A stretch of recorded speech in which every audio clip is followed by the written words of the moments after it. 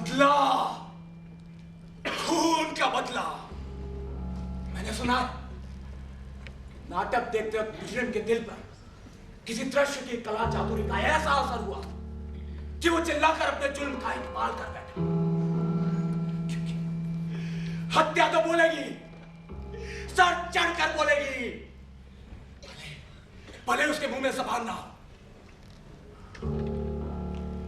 पिता की मृत्यु से मिलता जुलता एक नाटक इन अभिनेताओं से राजा साहब के सामने करवाऊंगा और गौर से भीतर से बैठकर चेहरे मोहरे को देखूंगा और मुझे जरा भी बौखलाहट नजर आए तो मुझे पता है मुझे क्या करना है।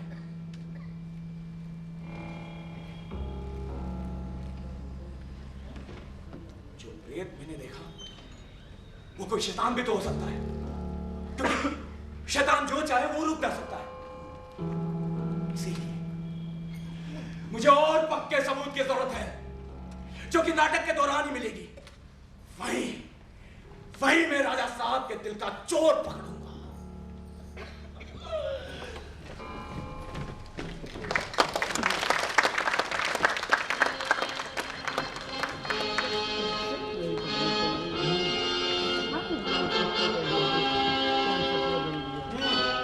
यानी कि तुम किसी तरह से कुछ भी पता नहीं कर पाए कि आखिर उसके इस खतरनाक और बीहड़ पागलपन का सबब क्या है?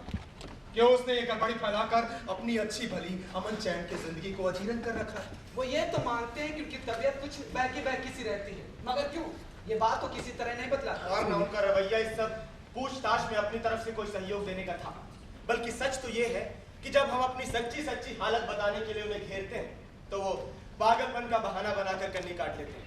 वो तुम दोनों से मिला तो अच्छी तरह, बहुत बदमाशी, मगर अपनी तबीयत पर बहुत जोर डालकर। अपनी ओर से बात छेड़ने में काफी अनमने थे, पर हाँ हमारे सवालों का जवाब उन्होंने खुल कर दिया। तुमने किसी खेल तमाशे की तरह उसको खींचने की कोशिश की? हुजूर रानी साहबा, ऐसा हुआ कि रास्ते में हमें कुछ नाटक करने वाले मिले। ये बात हमने हेमलेट को बताई तो लगा ये बात सुनकर बहुत खुश हुए। नाटक करने वाले दरबार में यहाँ पहुंचे हैं और मेरा ख्याल है कि उन्होंने आज रात अपने सामने नाटक करने के लिए कहा है। ये बिल्कुल ठीक बात, और उन्होंने मुझसे कहा है कि हुजूर राजा साहब और रानी साहिबा से मैं गुजारिश करूं कि आप भी उसमें तशरीफ लाएं। बड़ी खुशी से हमें तो ये सुनकर इत्मीनान हुआ कि उसका झुकाव अब इस खेल तमाशों की तरफ बढ़ रहा है। हम आप दोनों से गुजारिश करेंगे कि आप ज्यादा से ज्यादा कोशिश करें उसको इस खेल में खींचने की। जी हुजूर।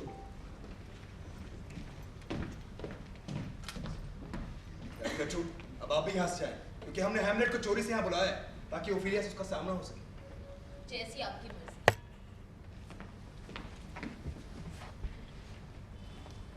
और जहां तक तुम्हारी बात है ओफिलिया, तो मैं दिल से चाहूंगी कि तुम्हारा सुंदर रूप ही हैमलेट के पागलपन का शुभ कारण। और अगर ऐसा है तो फिर मैं ये भी चाहूंगी कि तुम्हारे सुंदर गुण उसको फिर से सही रास्ते पर ले आए, जो कि तुम दोनों की इज्जत का रास्ता है। रानी साहिबा, मेरी भी यही कामना है।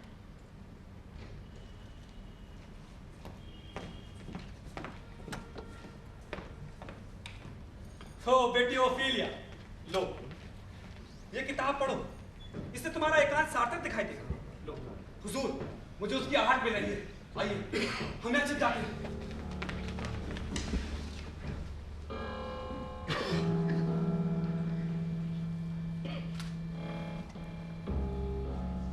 रहना है या नहीं रहना है, यही सवाल है।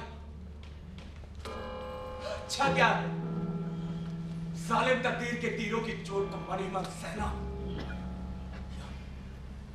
मुसीबत के समंदर के खिलाफ हथियार उठाना और लड़कर उसका खात्मा कर देना, मर जाना, सो जाना, बस। काश कि हम एक नींद लेकर कह सकते कि सीने में अब कोई दर्द नहीं। वो हजार चोटें जिंदगी की जो इस हाड़ मास के पुतले को विरासत में मिली है,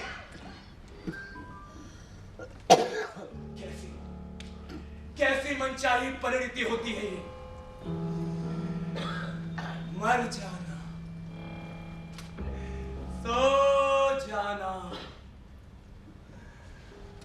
सो और संयोग से कोई सपना देखा। जी हाँ, इसी में तो पेच है। कौन जाने कि चोला छूट जाने पर मौत की उस नींद में कैसे कैसे सपने आए। इसी डर के खातिर तो हम ठिठक जाते हैं, झेल जाते हैं जिंदगी को एक लंबी काली पला की तरह। ऐसा ना हो, जमाने के नफरत के कोड़े कौन सा है जालिम की नाकाम मोहब्बत की कचोट, कानून की ढिलाई, हुक्काम के देवर जिसका लियाकत की तार चुकाती है। क्या जरूरत है इन सबकी जब वो खुद एक नंगी छुरी से अपना हिसाब विभाग कर सकता है। थकी, बोझिल, पसीने से लथपथ कराती हुई जिंदगी की गठरी क्यों ढोए? बहुत के बाद किसी गुमनाम सी चीज का डर आदमी के हौसले को चक्कर में डाल दे। वो अनजान देश जिसकी तरफ से कभी कोई मुसाफिर नहीं आता। इसीलिए तकलीफों से भागने के बजाय हमने झेलते हैं, क्योंकि हमें पता ही नहीं कि वो दूसरी तकलीफें क्या है। यही सोच विचार हमारे संकल्प के स्वस्थ रंग पर अपना पीला पीला विवाद रंग चढ़ाकर हम सबको कायर बना देता है।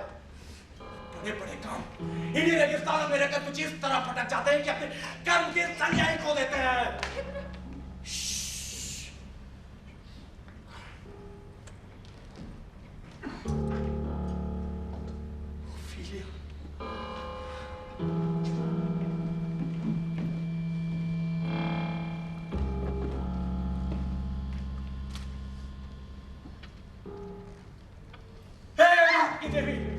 अपने दुआओं में मेरे गुनाहों का भी ख्याल रखना। हुजूर, कई दिन से आपके चेहरे से कुछ हाल नहीं मिला, सब ठीक तो है? शुक्रिया, ठीक है, सब ठीक है। हुजूर, आपकी कोई निशानियां मेरे पास है, आप उन्हें वापस ले लें, आपकी बड़ी मेहरबानी होगी। नहीं, मैंने तो आपको कुछ नहीं दिया। हुजूर, आपने दिया है और ऐसे महकते हुए शब्दों के साथ दिया है कि वो चीजें और ज्यादा अनमोल हो गई हैं। अब आप उन्हें वापस ले लें, उनकी महक जा रही है। अच्छा ये बताइए, आपका ईमान सच्चा है? जी हुजूर। आप सुंदर हैं? क्या मतलब आपका? मतलब यही कि अगर आपका ईमान सच्चा है और आप सुंदर भी, तब तो आपके ईमान को आप सुंदरता के रास्ते में बाधक होना चाहिए। ऐसा क्यों हुजूर? सुंदरता को संसार के लिए ईमान से बढ़कर और क्या मिल सकता है? बिल्कुल सही।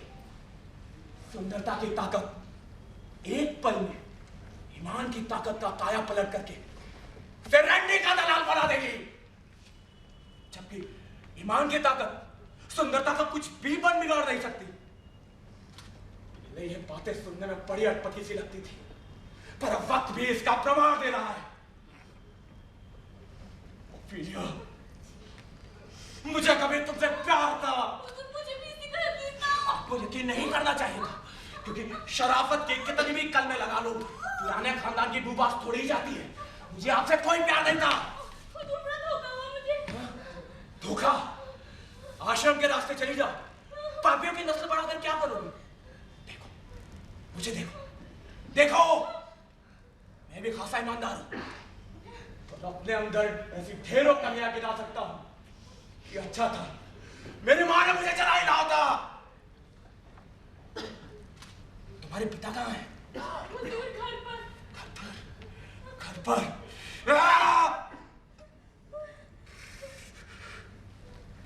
क्या दो उन्हें कि घर पर ही रहे।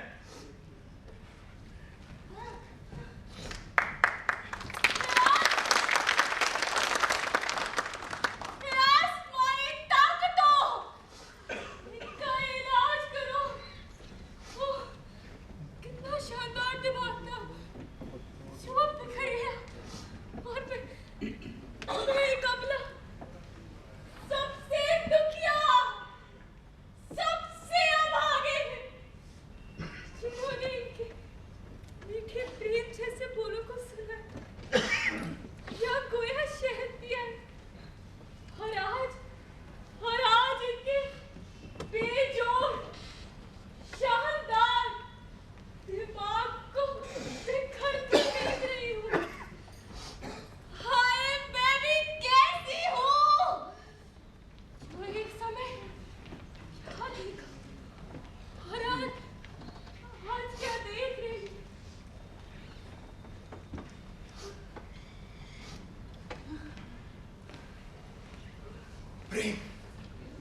उसके ढंग वैसे नहीं है, और ना जो कुछ उसने किया वही पागलों जैसा है।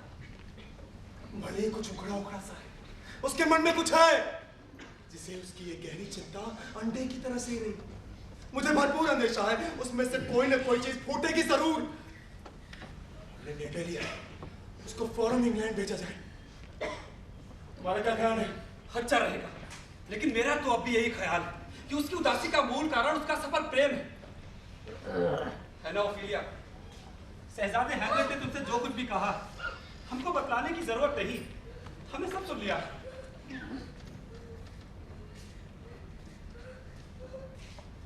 हुजूर, अब आपकी जैसी मर्जी। अगर आप ठीक समझे तो नाटक के बाद उसकी रानी मां को मौका दीजिए। वो बिल्कुल अकेले में बहुत नदी के साथ उसकी उदासी का कारण पूछेगी और खुलकर बातें करेगी। अगर आप ठीक समझे तो मैं भी उनकी छिप पर तमाम बातें सुनूंगा। ऐसा ही होगा। बड़े लोगों के पागलपन की तरफ से कभी गफलत ना करनी चाहिए।